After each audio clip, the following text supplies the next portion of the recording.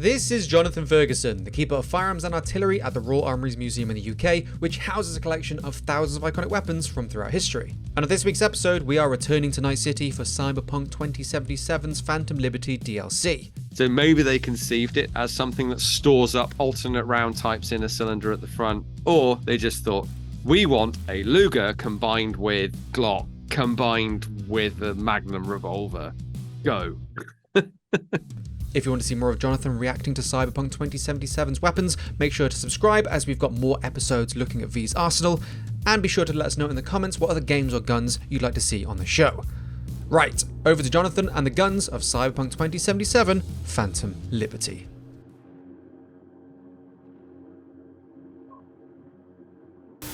I think this is cool. I like the marriage of traditional side-by-side shotgun with cyber greeblies that move in and out and some sort of electrical charging thing going on. I like the feel of that. I suppose in a way, the knocking you back is kind of consistent. Whereas, because what normally happens in games, just like the movies, is the enemies go flying back and the person shooting stays put, which is not possible. If you were capable of, with a gun, of knocking somebody back 2 feet, meter, whatever, broadly speaking, you would move back by that amount as well. That knockdown effect, as we've said before, is not a thing. So, okay, maybe this is them trying to compensate for that myth by having you get knocked physically back. And the jarring and shaking of the viewers does back that up, that this is so powerful, it's shoving you back. How is it that powerful? I don't know. Those are sizable rounds, but they appear to just be shotgun rounds. I can't tell you how the electrical stuff is making them more powerful. Don't know. Under all of that, dress up is something not dissimilar to this. A Holland & Holland 12 bore or 12 gauge sporting shotgun. So it's not in pristine condition, sadly. It has been through the wars a little bit, but it's a Royal Hammerless ejector gun, and it has beautiful engraving on the side plates there and on the breeches. We've seen that some very over-the-top kind of engraving on video game shotguns before. This is the real thing. It's done quite deeply, but not as sort of over-the-top as we tend to see in the games. Barrels are pretty plain, but they do have some of that, so some decoration on the breech end. Also, the classic Tang safety there, where it's typically on safe automatically, and you have to take it off for obvious safety reasons. Now, if we can try and look past all of the additions here, this is actually somewhat futuristic anyway. So it follows the general lines of something late 19th century, early 20th century, or even present day, really. These high-end guns are their own thing, really. But the lines of this gun are not those of a current design. It's like, almost says to me that the side-by-side design has made a comeback in the future, or the parallel future of this world. And so we've got something more modern looking, but with the classic arrangement, with a wooden stock. I'm not aware of a side-by-side shotgun with this design. To put it another way, this could be a super shotgun in Doom. A future side-by-side 12-gauge shotgun, basically.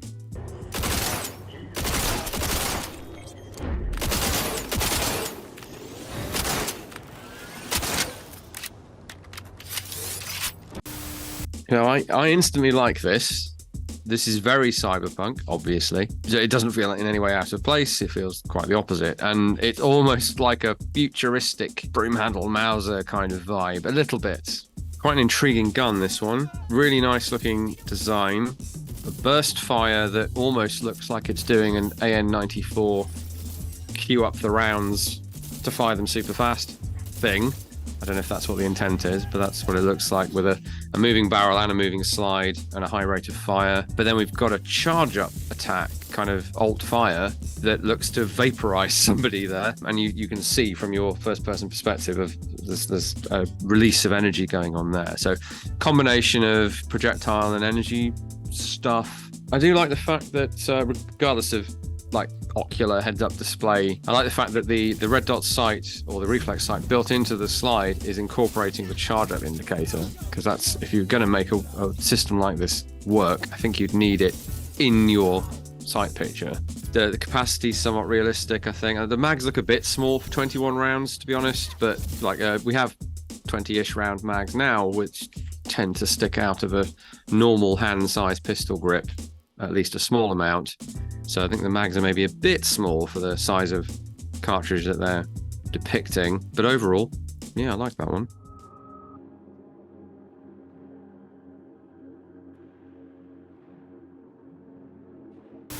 That's interesting. So the actual character holding this thing, back of the receiver's on top of their shoulder, there is a butt pad built into the back of the magazine housing, and this is a bullpup like the Barrett. This is absolutely not the way to hold this weapon. That, although that's a big soft rubber butt pad and it won't cripple you when it slams into you, there's really no reason to hold that butt pad that far away from your own shoulder. Rule of thumb with any shoulder fired weapon is pull it in tight.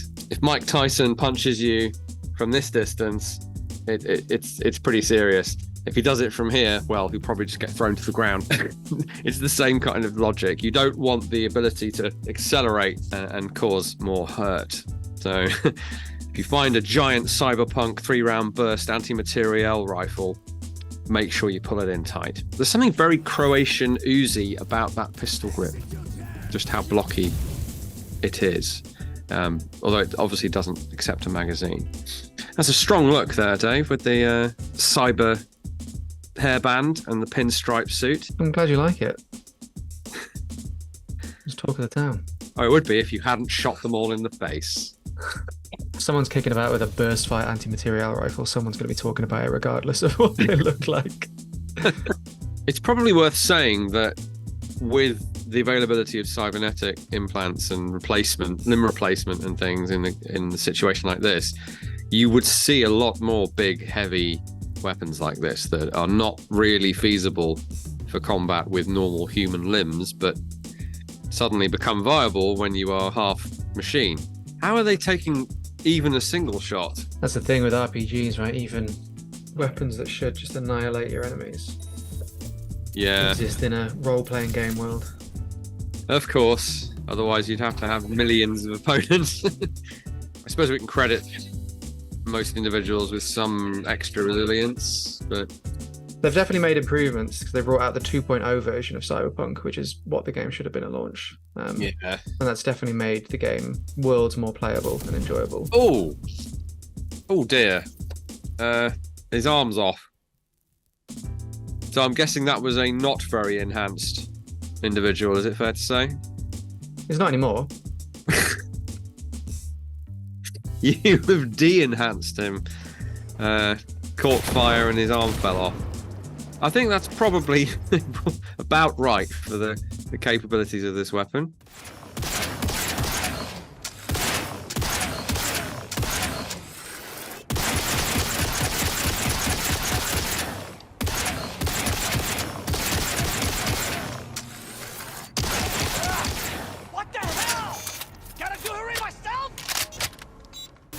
Yeah, see, this is where you absolutely do need artistic license to be able to introduce things that are different and fun. If you stuck slavishly to what's plausible, you'd never come up with a gun that fires a burst without you being able to stop it. As always, there is some kind of a parallel to that, which would be something like the Roman candle guns of history, which were a thing from the 15th century all the way through to the late 18th.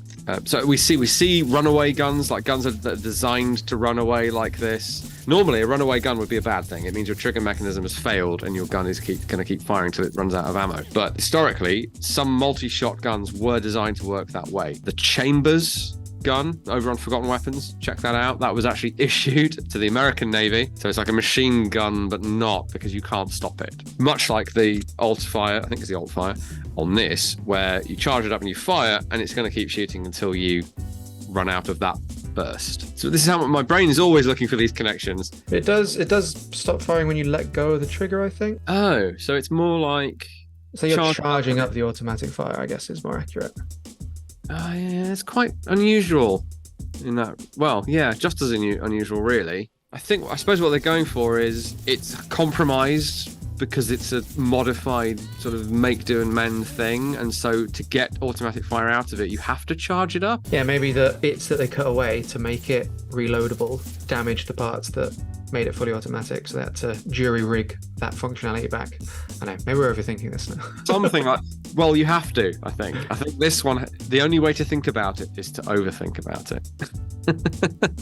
Because it really doesn't make an awful lot of sense.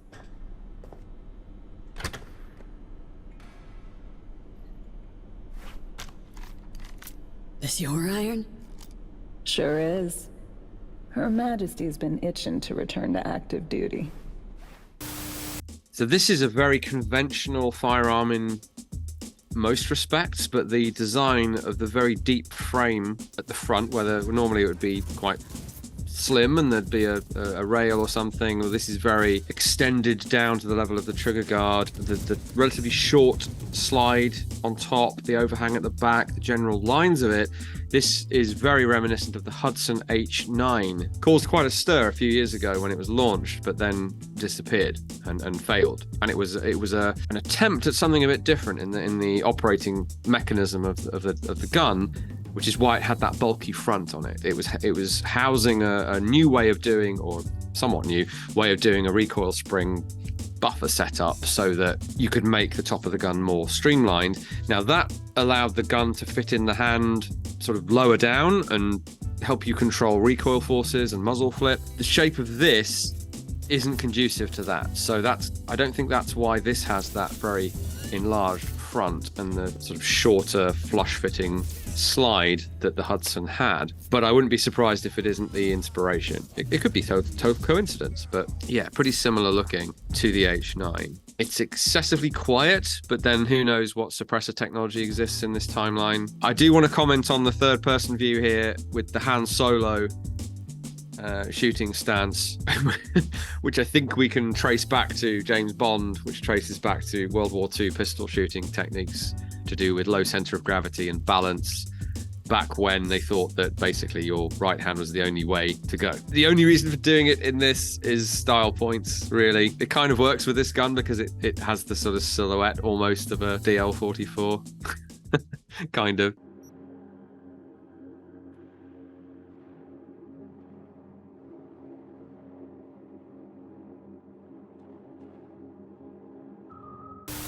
What an interesting gun. So we have, the grip reminds me of the Calico, which don't have the magazine in the pistol grip. But we have a magazine feed in the grip. We have a revolver cylinder of sorts at the front, and we have a Luger toggle system on the top. So the toggle is picking up a round from the magazine and loading it into the cylinder for some reason. Really like the design. I like the quirky mechanical elements. Even the double wire trigger guard is really, really cool. But I cannot make sense of why you would feed your rounds into a cylinder that rotates, because it seems like every time you shoot, your cartridge case is being extracted and ejected from that cylinder. So why would you not just use the one chamber? What's the mileage in having 2, 3, 4, however many chambers there are up front when you have a box magazine in the back? Apart from anything else, you're making your barrel length very needlessly short. So it's one of these that makes my brain hurt, but in game is very cool. Does it also shoot non-explosive ammunition? No, it's just, well, the version that I had, it just had 5 explosive rounds.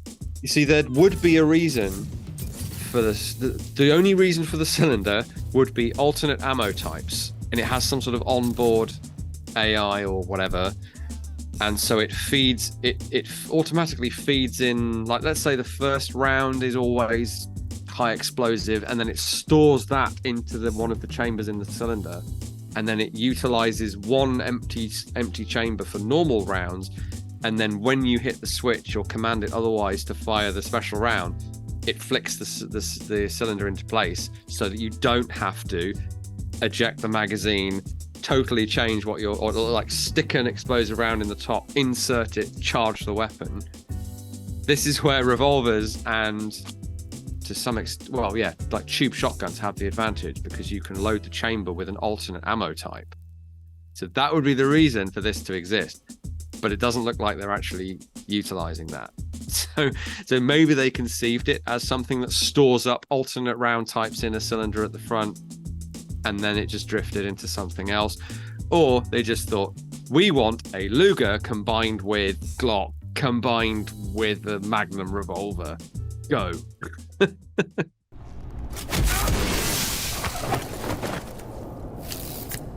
Drop the sniper. Nesting in his perch now. Had the perfect vantage point, saw everything. Cover me. You're in prime duck hunting position.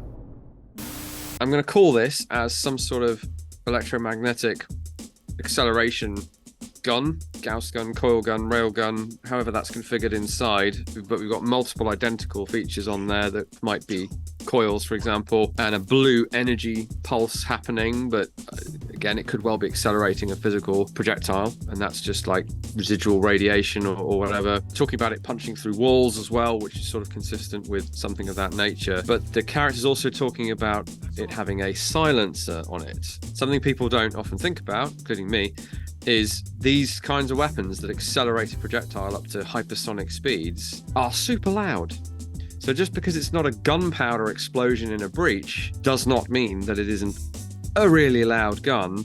And how do you silence that? That's a whole new challenge that humanity may have to face if we go that route. Got a bit of a Transformers kind of vibe with the mounted gun that I'm guessing is extra powerful in that mode has a detachable, sort of more sleek-looking sniper rifle that comes off. We still have, I'm going to call them coils, I don't know if they are coils, and then a barrel of sorts that was obviously inside. So that mounted, as well as giving you more stability and I guess recoil control, because depending on the mass of the projectile, you're still creating what would be perceived recoil. It's also giving you way more energy output, I guess, whereas this is the portable version. That works. Okay, we have some nonsense on the side here. Voltages, amperages, I think. Constant voltage charge. Voltage regulation. Some sort of recoil mitigation butt pad, or is it just adjustable maybe? Looks like a magazine of projectiles. I like the cassette loading. Question is it Betamax or VHS? Pains me that a non-0% of our audience will not know what those things are. Yeah, I know.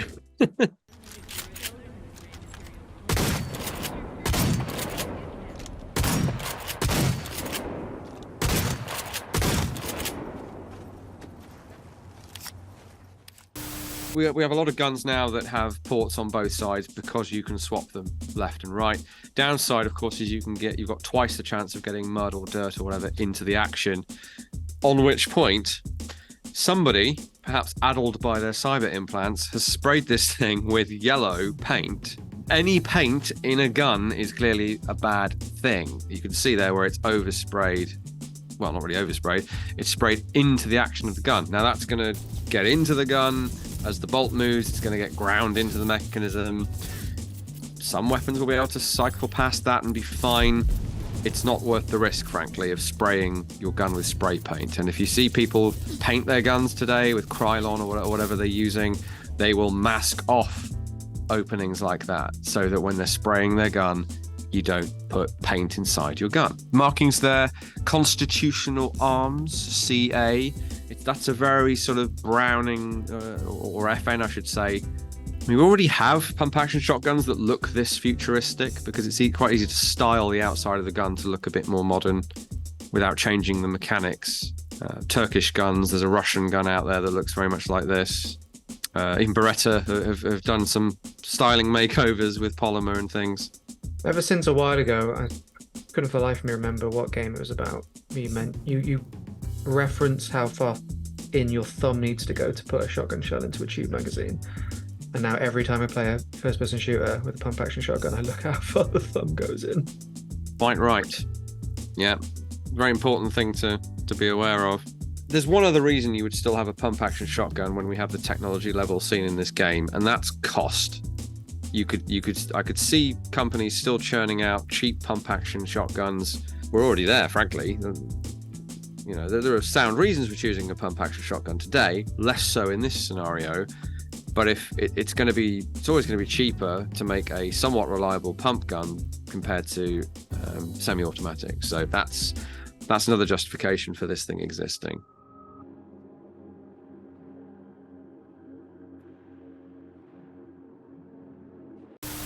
A very strange gun that appears to be part stapler, part weed burner. Very unusual design language in that the ergonomics appear to be disregarding the last several hundred years of firearms development. But let's have a look. Very complex reload, bit P90-esque. Definite power drill feel again. That big pack on the bottom there. Some sort of, almost looks like a fuel tank near the front. And then what has to be, I think, a helical style magazine, like a calico. In fact, it's a little bit more like a calico, actually, in that system has the helical magazine on the top at the back, more like this. Maybe they were thinking of the calico, probably just coincidence though, but it has to be some form of spiral feed magazine, I guess.